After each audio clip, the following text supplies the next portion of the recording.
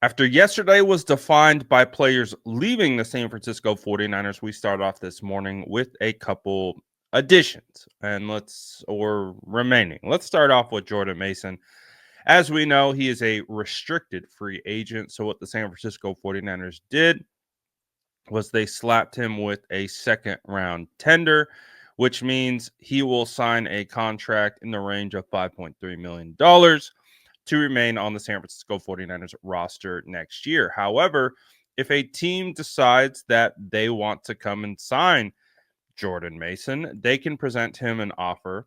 The 49ers will have the opportunity to match said offer. And if they don't, the 49ers will get a second round draft pick in return, and Jordan Mason will go sign with that team.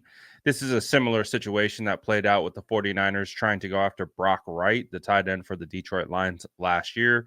They presented him an offer, the Lions matched, and they kept Brock Wright on the roster. So it will be interesting to see if any team would be willing to take a second round draft pick for Jordan Mason.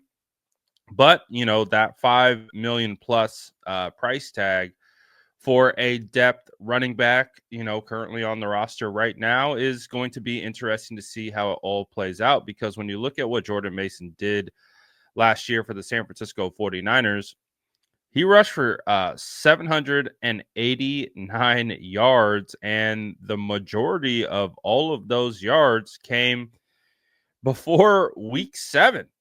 And when you really look at like his first 4 weeks in the NFL last year, he went over 100 yards 3 times, 77 yards in week 3, 89 yards week 5, 73 yards week 6.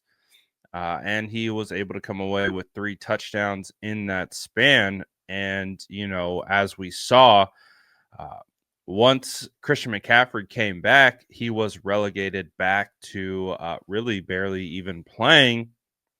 And then he got hurt after week 13 and they shut it down. So Jordan Mason proved that he can absolutely be a starting running back in this league, especially with the sample size that he had.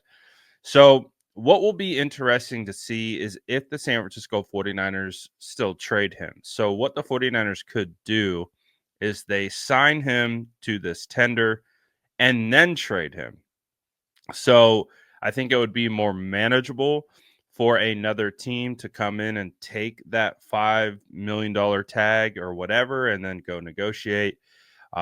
Let's say if they wanted to give a third round draft pick for him or something of that nature. So I still think Mason could potentially be traded, but we'll see. As it stands right now, barring any other team coming in to swoop him, he will remain on the San Francisco 49ers. But that's not the only move that was made. The San Francisco 49ers also signed former second round safety Richie Grant, the 6 foot, 200-pound special teams safety player out of UFC, was drafted in 2021 by the Atlanta Falcons in the second round. He's actually number 40th overall.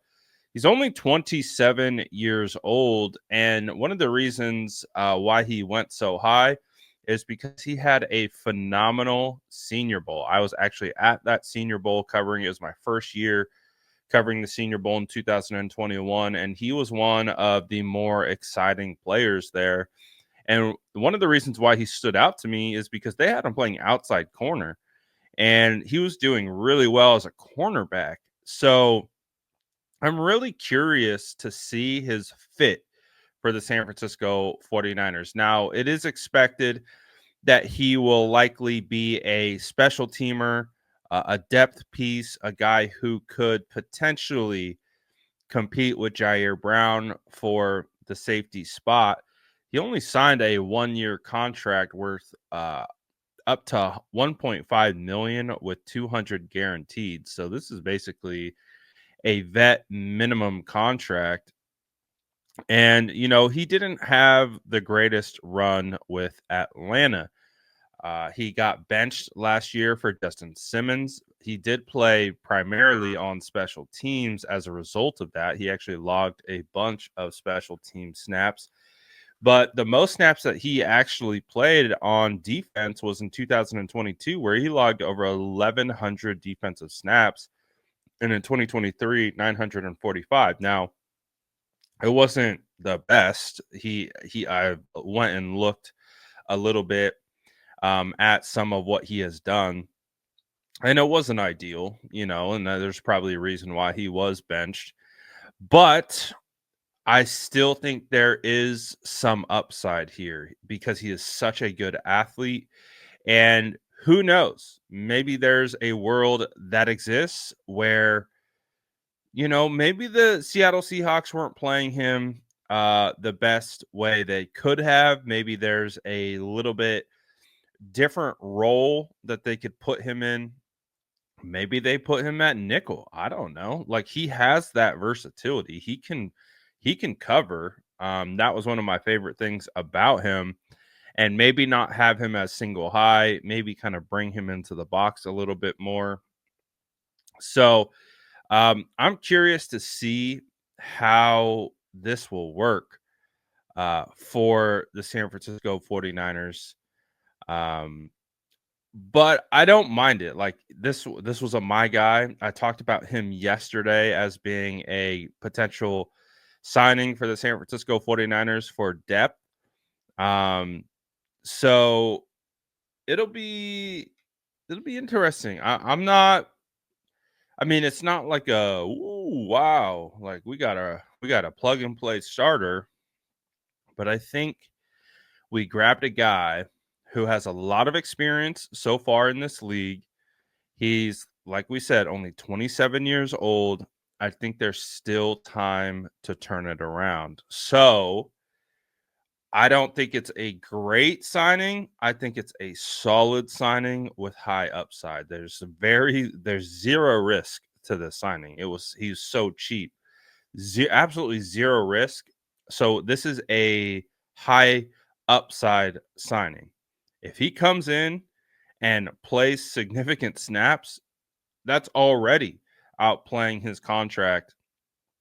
So, this is a move that I like. I do. I really do. We'll see if I like it as we get into the season and see how he performs and see what that looks like. But again, he has the athletic traits. The upside is there. He can cover. Might not be single high type safety. Maybe bring him down into the box, kind of have him play in the middle, patrol the middle of the field. We'll see how that works, especially paired up with Malik Mustafa and Jair Brown.